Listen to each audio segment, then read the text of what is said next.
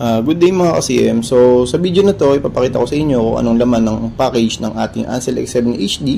So ituturo ko kung para saan yung mga cable na kasama. Then mamaya ipapakita rin po natin sa inyo kung paano po i-operate yung ating Ansel X7 HD. So let's proceed. Yan. So dito makikita nyo yung mga special adapters na kasama dun sa ating package. So may 10 yan. So ito po yung mga cable na gagamitin natin for specific brands na hindi gumagamit ng OBD2 na 16 pin. Okay. So ito naman yung ating BCI. So which is ito yung tinatawag nating Bluetooth device kung saan ito na po yung sinasaksak natin sa mismong sasakyan. Ito na rin po yung pinaka mag-i-scan sa unit. Then yung data na mariread niya is transfer niya doon sa mismong device natin at doon yung magdi-display. No? So kumbaga yung device natin yung pinaka magiging monitor na ng ating diagnostic tool. Okay, so meron naman tayo dito ng charger. So ito yung charger ng mismong device natin kung saan nakapag nalobat, ito po yung gagamitin natin para ma-charge natin yung ating tablet po. No? So ito naman yung ating OBD2 16 pin cable na gagamitin natin na common para makapagbasa tayo ng mga sasakyan. Okay, so meron naman din tayo dito ng printer cable kung saan na pwede natin gamitin pag magpiprint tayo ng cable, and then gagamitin din natin pang connect ng mismong BCI natin doon sa mismong tablet kung gusto nating i-wired yung ating BCI. Then meron tayo dito ng lighter cable kung saan kinagamit po natin ito kapag kailangan nating lagyan ng external supply yung ating BCI. So depende naman siya sa scenario, pero ito yung gagamitin natin para mag-supply doon sa mismong BCI. Pwede natin siyang ikabit sa mismong lighter ng dashboard or ng instrument cluster natin, or pwede natin siyang i-connecta like that sa baterya gamit yung ating battery clamps. So nandito rin po yung ating manual, then yung pinaka record ng ating Ansel X7 HD. So meron din po tayong jumper line kung saan pwede tayong magrekta po ng connection dun sa mismong ECU. Okay. So yun po yung mga cables na kasama doon sa ating Ansel X7 HD package. So ayan po yung ating device, and then yung ating hard case. Ayan. So yun po yung mga kasama sa package natin.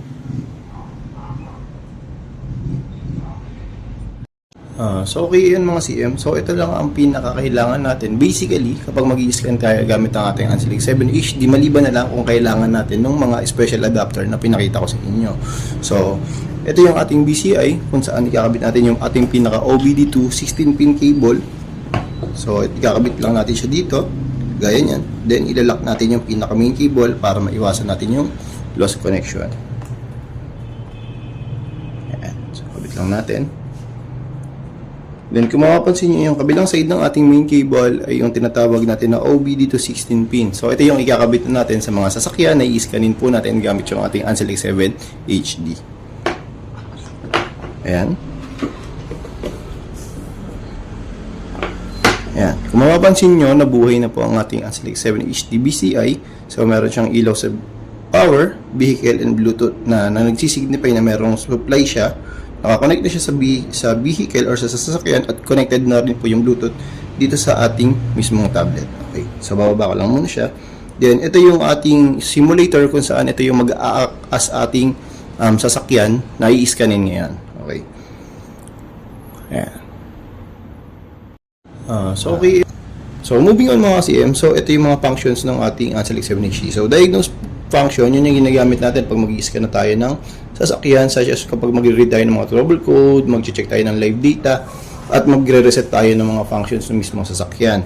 So update naman, ito yung ginagamit natin kapag update na tayo ng mga program ng ating diagnostic tool. So data manager naman, dito natin chine-check yung mga files na sinasave natin gamit yung ating scanner. Okay, so sa quick support naman, ito yung remote kung saan pwede namin kayong i-remote sa malayo, pwede kami na yung magagalaw ng mismong diagnostic tool nyo para in first time kung mga naninibago pa po tayo sa paggamit, pwede nyo panoorin na kami yung kumikilos dun sa diagnostic tool nyo para matutunan nyo po paano siya gamitin basically.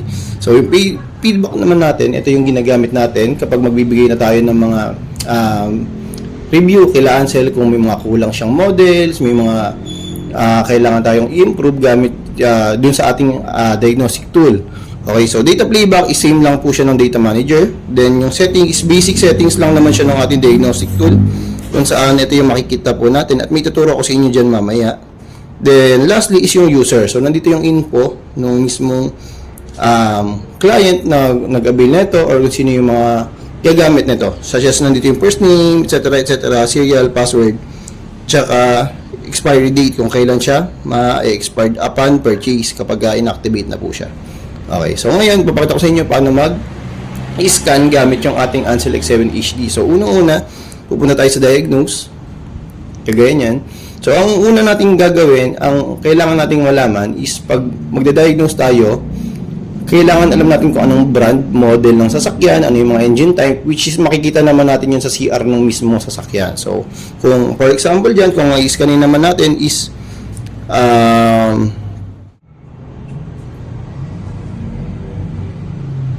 yan. So, pumasok na po tayo sa Mitsubishi. Kagaya niyan. So, after 2006, so, makikita nyo po dito sa diagnostic tool natin na meron siyang inaalam na ilang details para malaman kung ano yung mismong sasakyan na i-scanin po natin. Okay, so kapag tama naman po yung na-scan natin, so wala naman magiging problema. Pero kung mali naman po, wala naman din pong magiging problema yung mismo yung sasakyan, kundi hindi lang po makakapasok yung ating diagnostic tool. So, pasok na po tayo sa kung paano po yung makikita natin once na magda-diagnose na po tayo ng mismong sasakyan. So, kagaya po niyan, babalik ko lang sa diagnosis. Okay. So, sa ngayon, since ito po is simulator lang naman po siya, so, hindi po siya may scan via kung ano po yung brand po niya. So, may scan ko lang po siya via OBD2. So, ito po siya. For example, yung OBD2 po, yan po yung brand ng sasakyan na i-scanin po natin. So, i-click ko lang po siya.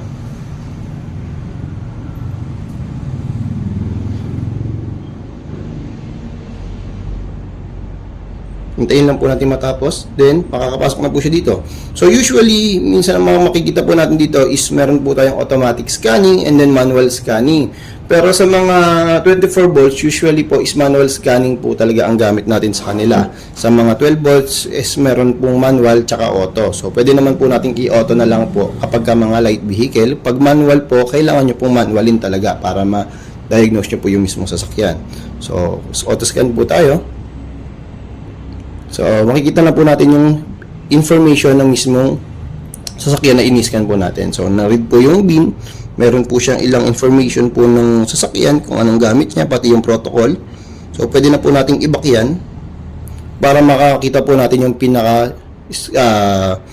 yung scanning menu. So, pagka nakita na po natin to, ito na po yung gusto nating makita kapag mag-i-scan po tayo ng isang sasakyan kasi nandito na po yung read DTC. Mag-i-clear po tayo ng DTC. Pag-check ng live data stream, tsaka nandito na rin po yung mga component test na kagaya po niyan. Okay, so ito po nagbabari siya, depende po kung anong sasakyan yung ini-scan po natin. Pero ang una po natin kailangan malaman is kapag may troubleshoot, ang gusto po nating malaman is kung may trouble code po yan. So ang gagawin po natin is i-read po natin yung trouble code ng mismong sasakyan. So read fault code po tayo at nakita po natin na meron siyang mga error codes. So, ayan po yung function po niya. No? Pag-read po ng trouble codes para makatulong kay mechanic kung saan po sila titingin kung ano pong problema ng mismong sasakyan. Okay po. So, pwede po tayo mag-generate report. So, isang function ni Ansel X7 HD, pwede tayo mag-generate report ng mga ini-scan po natin. Ayan po. No? So, ayan po yung mga trouble code na na-read natin na ginawa nating report po. Okay. So, ayan po siya. So, back po tayo since okay na po. So, after po nun, gusto na po nating i-delete yung error codes para mawala na po yung pinaka-malfunction indicator light or yung check engine na tinatawag. So, ang gagawin lang po natin is i-clear natin yung DTC. Then, press yes. Okay, erase fault codes successfully. Then, pwede po natin siyang i-read ulit para ma-double check kung wala na po talagang fault code. So, no fault code present po. Then, other option na pwede natin gawin gamit yung ating diagnostic tool is mag-read ng data stream.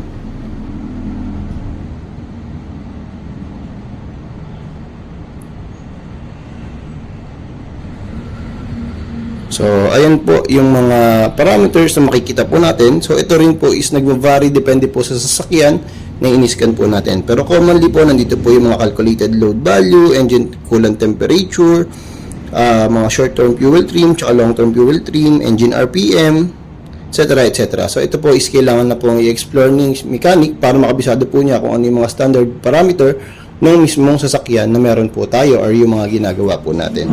So, pwede rin po natin i-generate yung report ng mga ito kung gusto po natin. So, click generate report lang po.